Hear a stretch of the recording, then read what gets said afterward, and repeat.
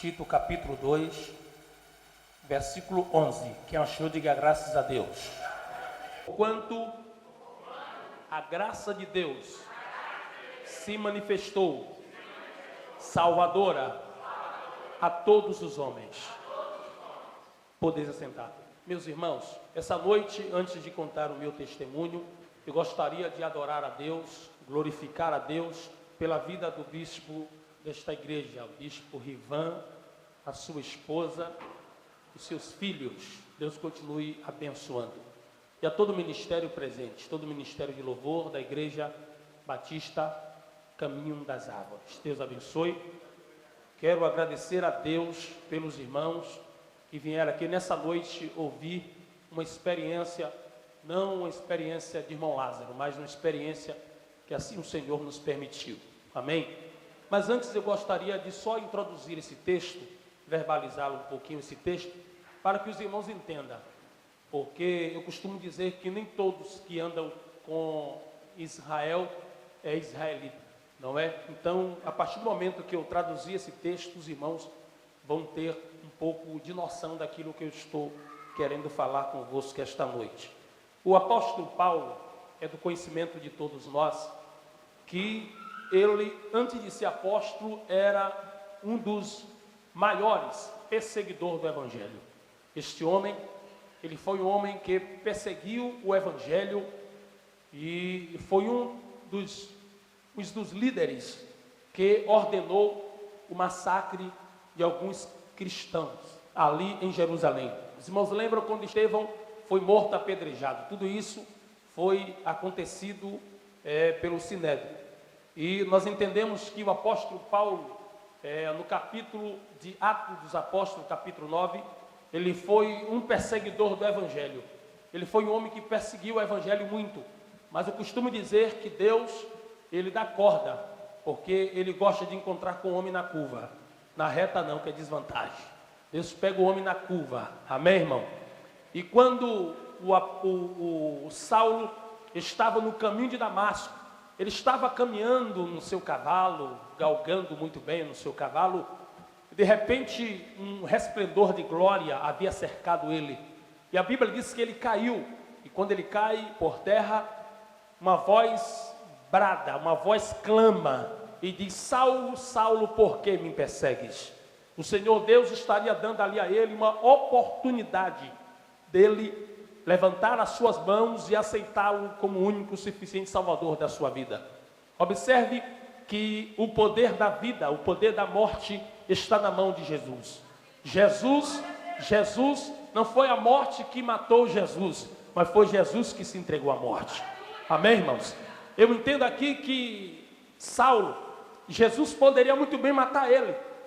Para resumirmos, quando Ananias foi convidado por Deus, por Jesus, para evangelizar a ele, a Saulo, a Bíblia diz que quando Ananias observou o apelido de Saulo, a Bíblia diz que quando Ananias percebeu o seu apelido na Espanha quer dizer sobrenome, não sei se aqui é a mesma linguagem, eu acredito que não. Mas quando Ananias, o Senhor disse a Ananias: Ananias, eu tenho uma missão para você. Eu quero que você vá até a rua direita, na casa de Judas, procure pelo homem por nome de Saulo, até aí tudo bem. Quando ele disse o apelido dele, Saulo de Tarso, então ele logo percebeu que aquele homem que iria ser evangelizado era justamente um perseguidor do evangelho. Era justamente um homem doente, um homem fanático em perseguir os cristianos, em perseguir os crentes. Enquanto o Senhor Deus falou isso para Ananias, o Senhor Deus estaria dizendo: Ananias, vai, porque este é para mim um vaso precioso para levar a minha palavra a todos os gentios. Eu entendo, queridos irmãos, que Deus, Ele tem o poder de todas as coisas nas mãos. Mas eu gostaria que os irmãos perguntassem para mim: irmão Lázaro, pergunte para mim, irmão Lázaro, por que Deus não matou Saulo? Querido, primeiro, eu vejo porque Deus não matou Saulo, porque Ananias via Saulo como um marginal, um matador, um homem que era perseguidor. Agora, Deus olhava para Saulo e dizia: vocês podem ver um Saulo nele, mas eu estou vendo um Paulo. Ananias olhava para Saulo e dizia: este homem não presta para nada. Jesus olhava para Saulo e dizia: é para mim um vaso precioso. Ananias olhava para Saulo e dizia: este homem já matou muitas pessoas, muitos cristãos.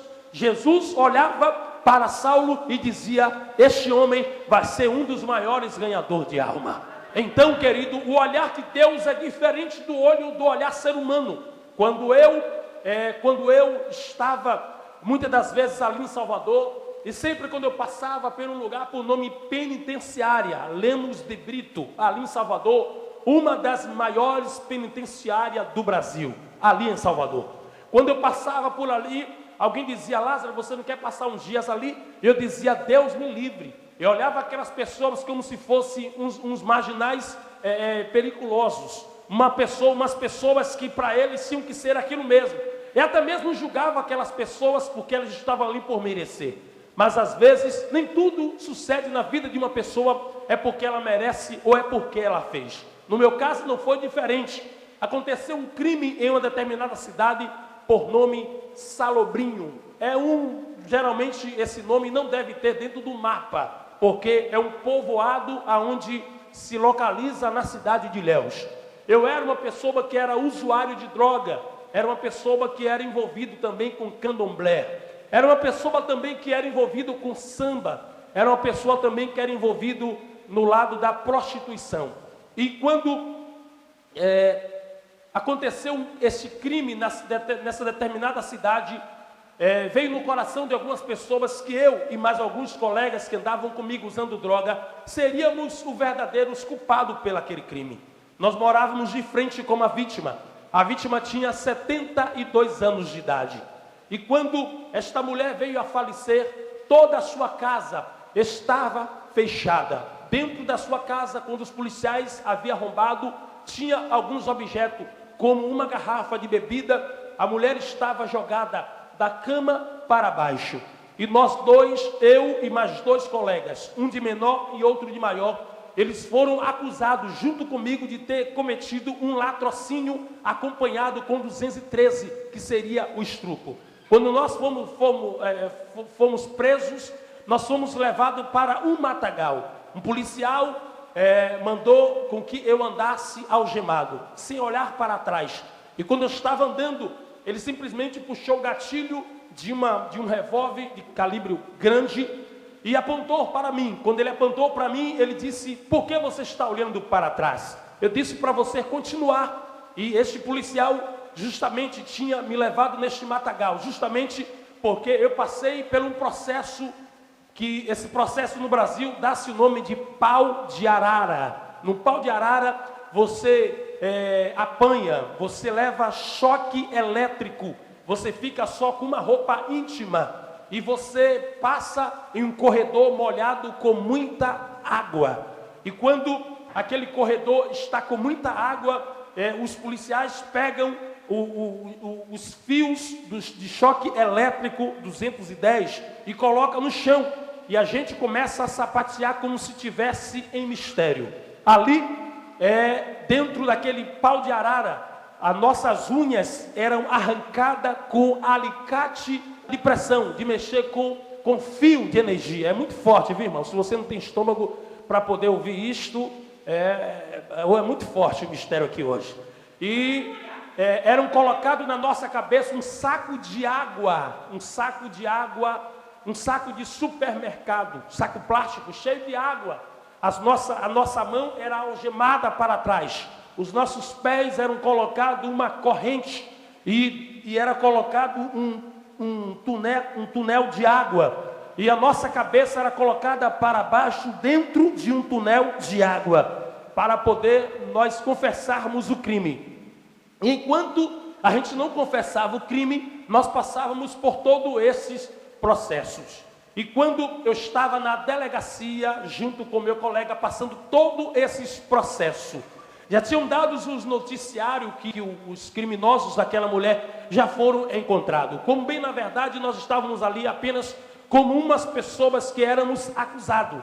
Na verdade, nenhum de nós tínhamos praticado aquele crime.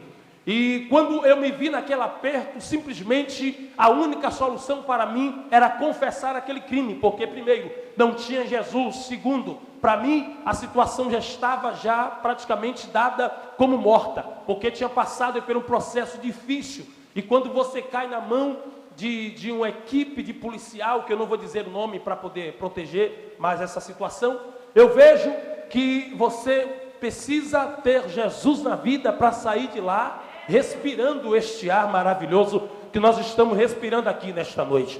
Eu estava ali não era porque eu era um marginal, não era porque eu era uma pessoa perigosa, não era porque eu pratiquei um crime. Eu estava ali porque a graça de Deus se manifestou para trazer salvação a todos os homens. Agora, irmãos, existe diversa forma como se manifesta a graça de Deus para poder a pessoa ser alcançada pelo Evangelho. Eu fui alcançado desta forma, passei por esse processo muito difícil.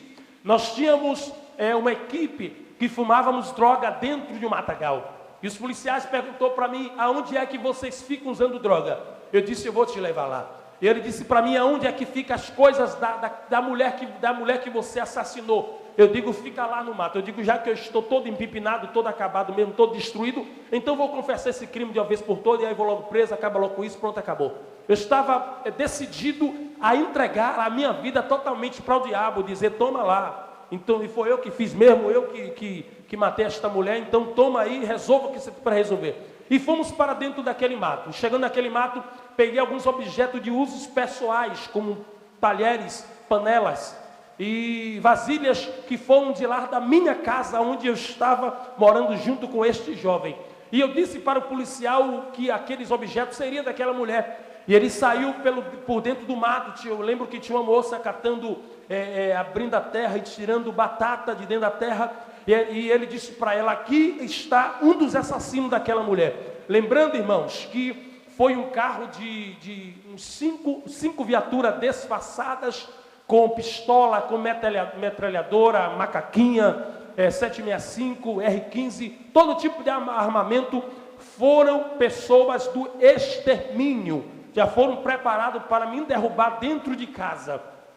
Mas eles não me encontraram porque eu estava na mão de um outro policial dentro do mato. Seguimos, fomos até o módulo policial na rua onde morava. Agora você imagine um jovem que era professor de dança de pagode, um jovem que era envolvido em boates. De repente o seu nome sai nas manchetes de jornais e sai também em rádios. Ali eu estava dentro do módulo policial e de repente uma multidão, toda a cidade em peso, ali arrodeada naquele módulo policial, dizia que nós tínhamos que morrer porque nós praticamos um crime bárbaro no meio da sociedade. Dentro do presídio se considera um latrocínio, se considera qualquer outro crime, mas o 213, que é o estupro, eles não consideram.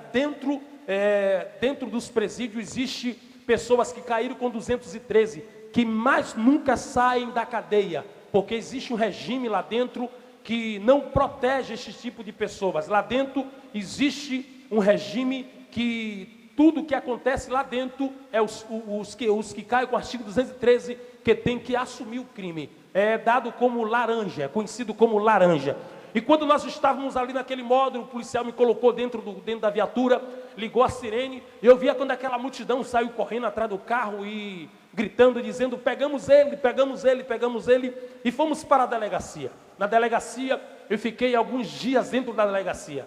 Para os irmãos terem ideia, na delegacia, quando eu cheguei na delegacia, estava uma festa dentro da delegacia, os presos com alguns canecos na mão, batendo nas grades e dizendo: chegou ele, chegou ele, chegou o estrupador, chegou ele.